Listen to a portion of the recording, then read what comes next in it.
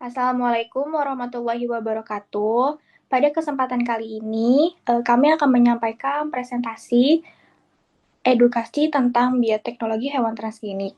Melalui presentasi ini, kami berharap kepada audiens dapat memahami konsep dasar hewan transgenik, proses pembuatannya, serta manfaat dan tantangan dalam penerapannya.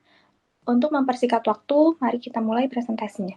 Konsep dasar transgenik, hewan transgenik adalah hewan yang genomnya dimodifikasi melalui rekayasa genetik untuk tujuan tertentu. Pada jurnal ini, transgenik difokuskan pada babi yang direkayasa secara genetik untuk mengurangi penolakan imun dalam xenotransplantasi. Modifikasi dilakukan dengan menghilangkan gen pemicu respon imun dan menambahkan gen manusia yang berfungsi mengatur sistem imun, sehingga meningkatkan kompatibilitas biologis antara babi dan manusia. Contoh produk hewan transgenik, yang pertama ada babi transgenik dengan knockout gen GGTA1, CMAH, dan B4GA1NT2. Merupakan gen-gen tertentu pada babi dimatikan atau dihilangkan karena gen tersebut bisa memicu penolakan imun saat organ babi ditransplantasikan ke manusia. Dengan knockout gen ini, organ babi ini jadi lebih diterima di tubuh manusia.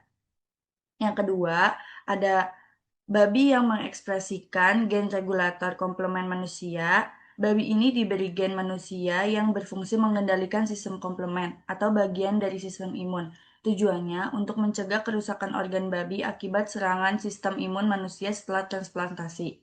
Yang ketiga, ada babi gen imunomodulator. Gen-gen ini berfungsi menekan atau mengatur respon imun sehingga tubuh manusia tidak terlalu agresif menolak organ babi yang ditransplantasikan.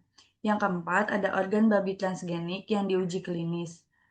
Jantung dan timokidney.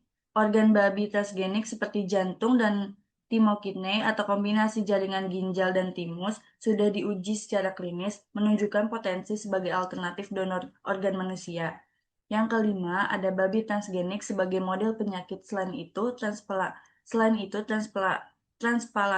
Transplantasi babi transgenik juga digunakan sebagai model penelitian penyakit manusia seperti penyakit neurogeneratif, COVID-19, kanker, karena fisiologi babi mirip manusia, hasil penelitiannya lebih relevan.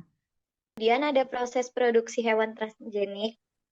Gambar ini menjelaskan bahwa sifat dan performa hewan dikendalikan oleh gen yang diwariskan dari induk jantan dan betina.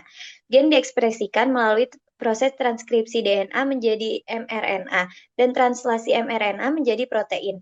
Protein inilah yang berperan dalam metabolisme, pertumbuhan, reproduksi, laktasi, sistem imun, dan kelangsungan hidup hewan.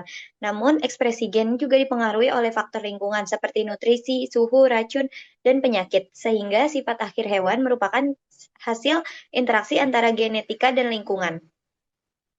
Kemudian pada gambar ini menunjukkan proses cloning menggunakan sel donor, baik dari embrio maupun sel tubuh dewasa.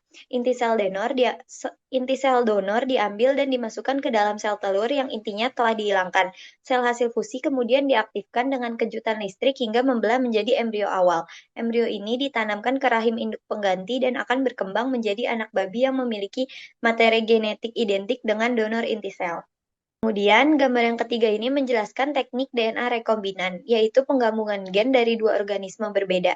Gen target dari babi dipotong menggunakan enzim restriksi, lalu disisipkan ke dalam plasmid bakteri yang berfungsi sebagai vektor. Plasmid rekombinan ini dimasukkan ke dalam bakteri Escherichia coli untuk diperbanyak. Bakteri kemudian mampu menghasilkan protein dan polipeptida sesuai gen yang dimasukkan, sehingga teknologi ini penting dalam proses protein dan biofarmaka. Kemudian, gambar yang keempat ini menunjukkan dua metode utama dalam pembuatan hewan transgenik. Metode pertama dilakukan dengan mikroinjeksi DNA rekombinan langsung ke pronukleus ovum yang telah dibuahi. Kemudian embrio dikembangkan menjadi blastosit dan ditanamkan ke induk pengganti. Yang kedua, metode menggunakan sel punca embrionik yang dimodifikasi terlebih dahulu secara in vitro, kemudian diseleksi dan diinjeksi ke dalam blastosit penerima sebelum ditanamkan ke induk pengganti. Perbedaan utama kedua metode terletak pada asal blastosit dan tahapan modifikasi gennya. Kemudian, gambar yang terakhir menjelaskan teknologi penyuntingan gen menggunakan ZFN, talen, atau CRISPR atau Cas9 yang bekerja dengan memotong DNA pada lokasi spesifik. Setelah DNA terpotong, sel akan memperbaiki melalui dua jalur, yaitu NHEJ yang biasanya menyebabkan gen knockout dan HDR yang memungkinkan penyisipan gen baru atau gen knock-in. Embrio yang telah diedit gennya kemudian ditransfer ke induk pengganti untuk menghasilkan keturunan dengan gen yang telah dimodifikasi.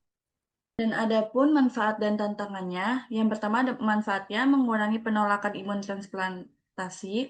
Yang kedua, meningkatkan kelangsungan hidup graft. Yang ketiga, menyediakan sumber organ alternatif. Yang keempat, model penelitian yang lebih representatif. Dan yang terakhir, efisiensi pakan dan dampak lingkungan lebih rendah. Adapun tantangannya, yang pertama, keberhasilan produksi masih rendah, resiko efek genetik tak terduga, isu etika dan kesejahteraan hewan, dan yang terakhir biaya tinggi dan regulasinya ketat. Sekian presentasi dari kami.